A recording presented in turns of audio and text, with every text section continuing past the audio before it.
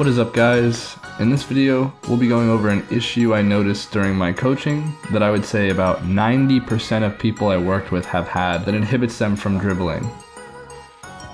Now, I know there are tons of other videos out there that teach you how to dribble, but I don't think that there's anything out there that touches on these key points.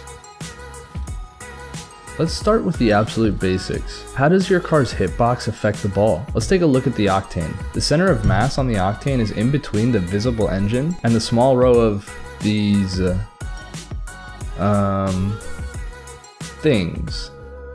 Gentlemen, from this day forward, you will all refer to me by the name things. Anything in front of these things will push the ball forward, and anything behind the engine will push the ball backwards.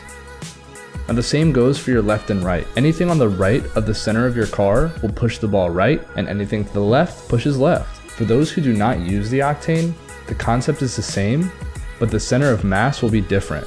Take the time to figure out the center of mass on your car that you use, as this is very important to understand. Now that we understand these rules, let's move on to some dribbling. When dribbling, most players tend to try and focus on keeping the ball up more than anything else. The problem with this is that they are then always trying to correct their movement, and this ends up with the player constantly moving and trying to get an even better touch on the ball. The problem is that constant movement creates different points of contact on the ball over and over, and so the ball's movement is always different after each touch.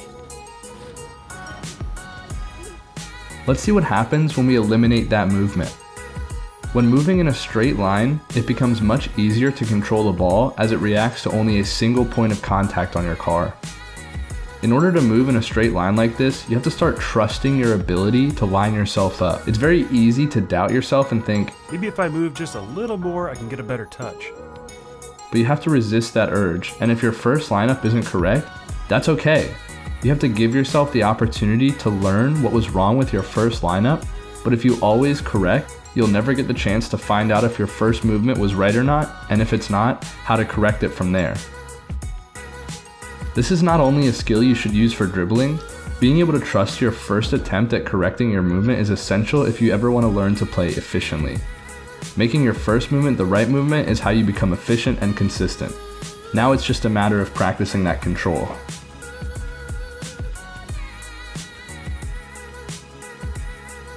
Once you get the straight movement down, we need to move on to how to control the ball when it's on your car like this. Most players make the mistake of holding gas and feathering only their boost.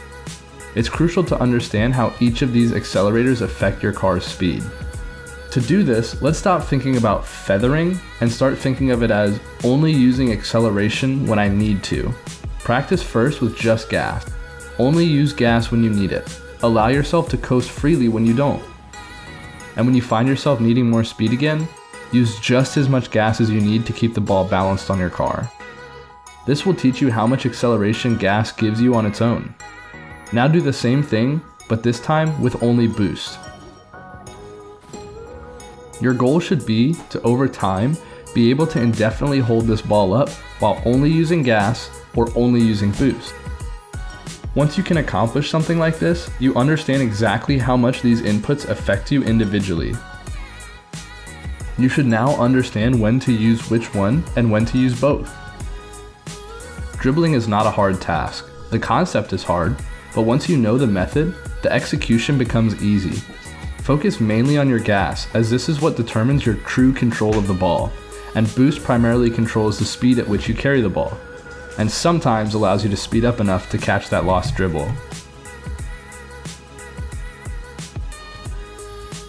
Now that dribbling has become easy for you, or if it was already easy for you, make sure you challenge yourself by making the dribble awkward. Put yourself in positions you are uncomfortable in training. That way when you find yourself in a situation that calls for the uncomfortable position in a ranked game, you're no longer uncomfortable. Once anything gets easy, make it difficult for yourself. This is how you continue improving.